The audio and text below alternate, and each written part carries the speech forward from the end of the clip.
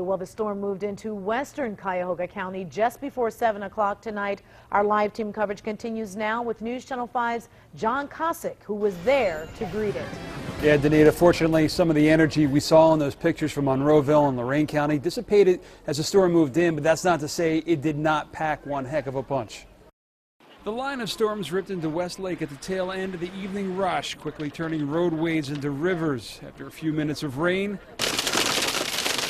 some had to deal with hail of various sizes, the threat of which was enough to prompt Nick here to duck his SUV into a gas station for cover. I came here to try to avoid a little bit of hail damage because I was out driving around and I started hearing it hitting my roof, and that's the last thing I want to deal with. He at least had the protection of his Hummer. Ron wasn't as lucky. I was trying to beat it, but if I had stayed on it, I might have made it, but it was coming too fast. He certainly didn't want to be on 90 between Hilliard and McKinley, as a quick falling rain led to faster rising waters and center lane flooding in both directions. On Nicky Avenue in North Ridgeville, the problem a little more severe, as this viewer video shows, forcing Brian and Melissa Corey here to get creative. Oh, and remember Nick, who was worried about his SUV getting dinged? Well, obviously he wasn't too concerned.